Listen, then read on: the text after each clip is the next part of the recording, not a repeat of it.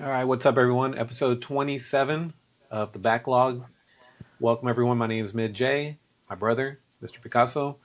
Let's jump into, let's take it back to, let's say, mid 90s.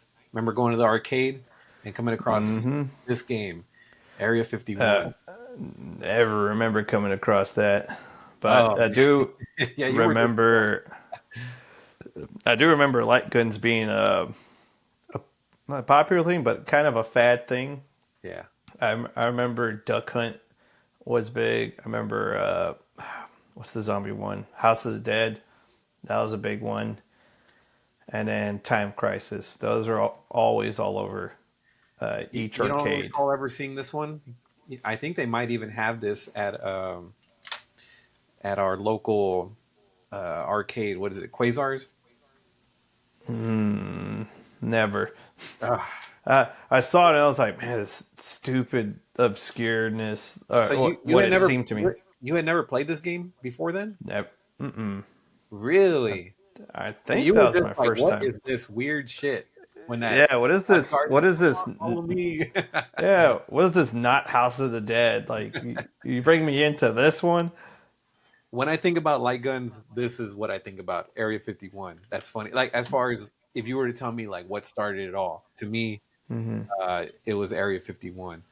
And sure, the graphics are pretty rough, and the cut scenes with like, "Come on, follow me this way," and then shooting the wrong person. And, all right, I shot her on purpose. Yeah. Uh, but along with this game, surprisingly, so I bought this game and I didn't even know if I had the light gun for it. I knew I had one, but I didn't think it worked. I tested it, I hooked it up.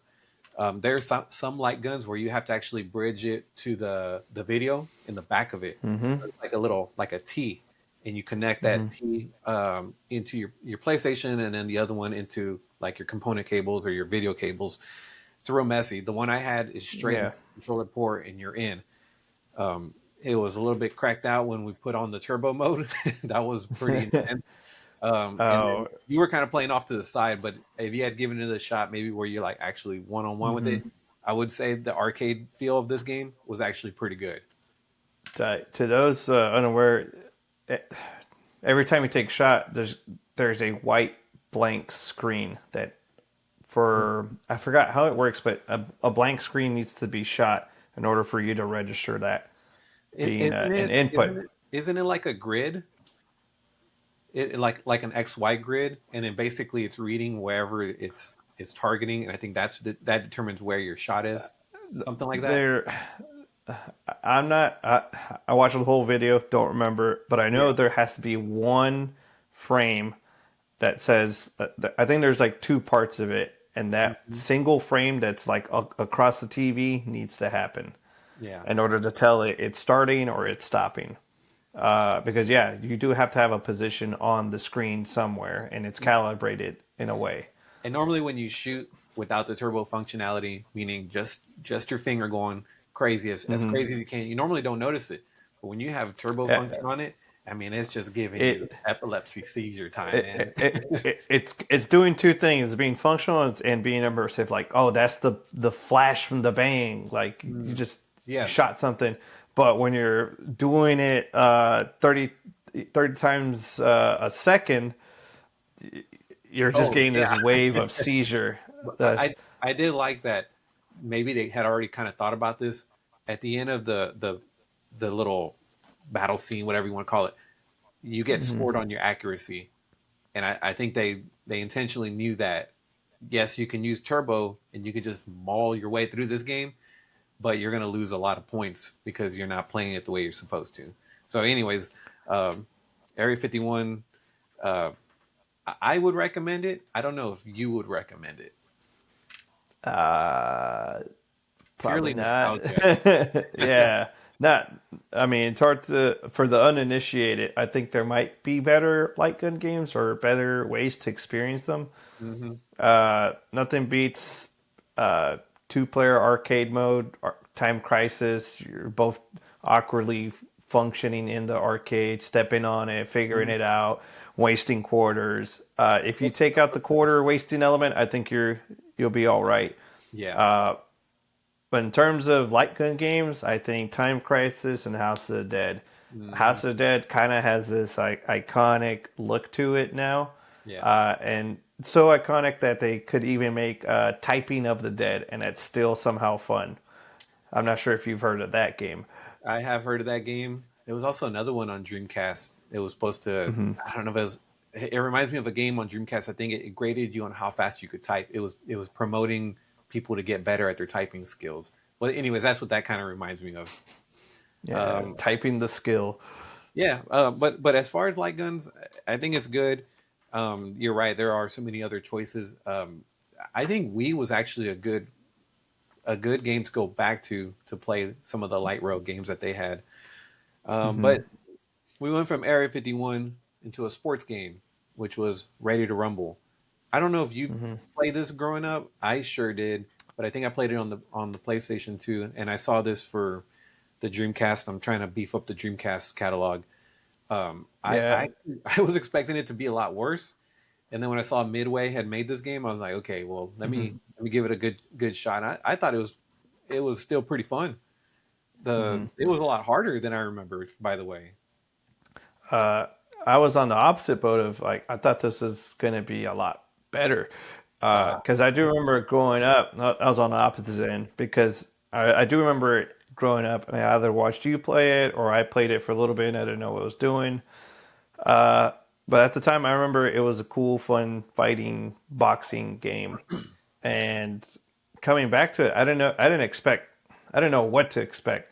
Tekken and Street Fighter have ruined me in terms of fighting games. yeah. Uh, and it wasn't that, and I was just expecting something arcadey. But it was difficult to know what each button was responsible for. Like, is Mhm. this my light? Is this my heavy? Is this my low? And the only getting knocked out like 5 times is when I actually realized Yeah. there each button has somewhat of a function, and maybe it varies from character to character. But I think because I had to lose 5 times in a row, that didn't give me a good impression of the game. Maybe if you keep going, like you'll get the mechanics down, and the challenge factor is there, and I'm glad it is. And you're not just cakewalking through all this; you're actually challenged. There's mechanics to it.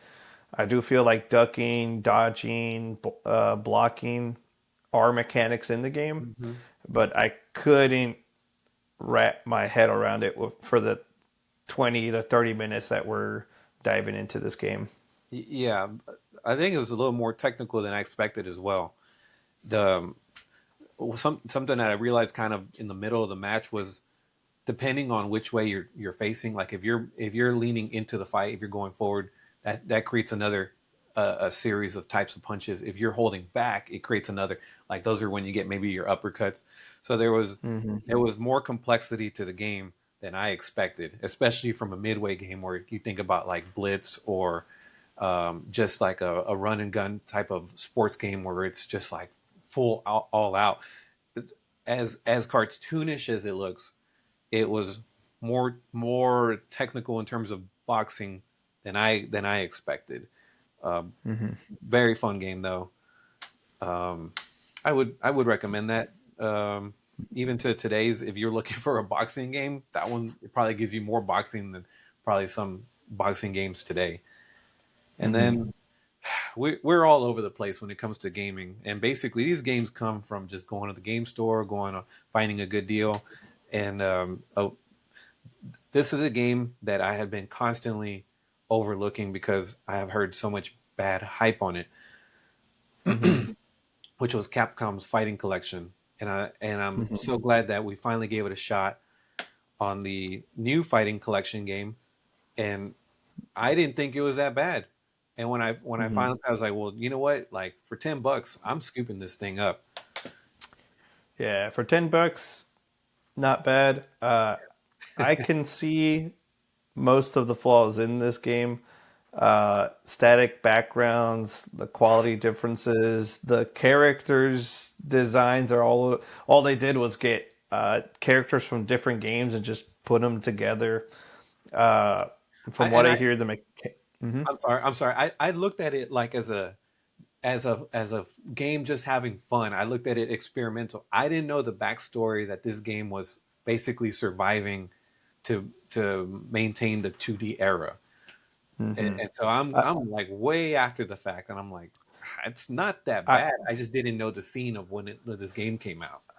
I, 'cause, you hear that Maximilius credited to, giving us some backstory on that. I was Yeah. like, okay, I Googled it.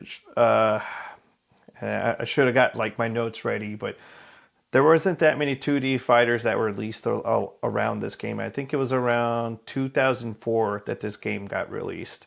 And I think Tekken 5 was released and a couple of other 3D fighters are there. I think the only other 2D fighter was King of Fighters. But King of Fighters ain't going away from their 2D fighting. I mean, that's Mhm. what they're known for. That's what they're good at. Um, so 2004, 2008, I think, is when Street Fighter 4 comes out. And Street Fighter 4 is known as like the revival of these 2D fighters. That's when like everybody starts going away from 3D, coming back to 2D, Mm. and just adding mechanics or changing some things up. There is a drought of 2D fighters. Well, again, all I did was a Google search. I just did 2004 games, fighting games, 2005 fighting games, and so forth and so forth. And it wasn't this. There was fighting games, some notable ones, but nothing that was like Yeah. genre defining. But if you go back and you think about, I think I saw like a little clip that was back in 2002, which this came out 2004. Ooh, Mm-hmm. the competition of games coming out at that around that time. You had Metal Gear Solid 2, you had Mm-hmm. Halo. I mean, it was just an era. Grand Theft Auto 3, Grand Theft Auto Vice City. That 2000 to 2005 era was, it was just revolutionary and just jam packed with new types of games. It Mm-hmm. was like you could tell um, games were evolving to the next level. Meanwhile, Mm-hmm. if I go back and I think, yeah, who's playing 2D games like this? It's Yeah. becoming archaic now. And also a like mishmash of fighting games. Like they didn't give you a new Ryu, a new Guile, a new character or new series. They just put them together, and whether they meshed well or not, they forced them in. It I was know Capcom. yeah. Go ahead. Yeah, Marvel versus Capcom 2 did it, and yeah, there is some laziness to it, but that's like yeah, you forced it, but you gave us like 30, 40 characters, so I'm not gonna discredit you on that. You gave me everything except like Thor and who's the other one from Ghost and Ghouls, Ghost You're and right. Goblins. You're right. There was no Thor. Yeah, there was no. I forgot his name. What is his name? I'm gonna be Arthur. I Arthur. think. Yeah. Yeah, yeah. There's some people missing. For the most part, they got everyone that was a cameo there. I think there was 54 characters, and when you get 54 characters, you're just like what are you gonna say? Yeah, I might have like copied and pasted, but I gave you everything, and I Yeah, still made it like extremely fun. right? Cactus Man over here is an original eyeball guy. It I was think maybe eyeball like guys. 6 months ago or so that you and I were still playing that game. Of course, when Hmm. Marvel Collection came out, we of course got back into it. But before that, we were still running that game. So what does that say Yeah, to a game that's been around for 20 years now? Like it's fucking good. I will say that game is eye catching in the arcades. Like you Hmm. see every superhero, every Capcom character there. Like Oh yeah, it's uh, it's very tantalizing. Which especially when you the know. tube is actually kind of fresh and it's not all dingy. I mean, Hmm. the whole arcade, like it just, it's like the whole thing is iconic. You remember what exactly that thing looks like when you see it. You know whether that's like an Hmm. original or somebody's been trying to make a Yeah. arcade Well, one or some. uh, yeah, more so your generation, part of my generation, but I don't think I was part of it. But you grew up with the arcade scene a lot more than I did. Mm, Um, so I remember arcades phasing out more than anything else. Like I right. saw arcades empty, and I wanted to go because there's no one there, but I didn't have that many opportunities to do it. I think I told you there was an arcade in our mall here locally, the one Hmm. that had closed down already, but they had Sunrise. they had a mall they had an arcade called, I think, Aladdin, and you could actually book that arcade overnight, so you could have That's parties or insane. whatever. Yeah, and it got like that because there was just no business. And I do remember there was like he was an old man, and he was just like real cool. He was all about just having uh, kids and teenagers come and just play his games or whatever. But it just wasn't enough, and he was just kind of, Mm, I think he was just maintaining the arcade on just sheer love. There was nothing else beyond that because that place was not making money. But if you brought that yeah. back today, dude, that could be so good. I just still I still don't think it would work though, man. The Yeah. convenience of being home. There's a certain scene for the arcades. It's being almost seen as like some type of date night you do, like for switching it up. But how many times can you switch it up, or how many times can you make that arcade your daily, your weekly routine? I Yeah. know me and Miranda had our local Quasars as a routine to have somewhere to hang out, drink, be out from our parents' place, and we're grown as adults still doing that at the time. But I feel like there is a place or a scene for that because arcades are kind of like a cool place, cool function to be at. Just Especially if they're not all the BYOB. time.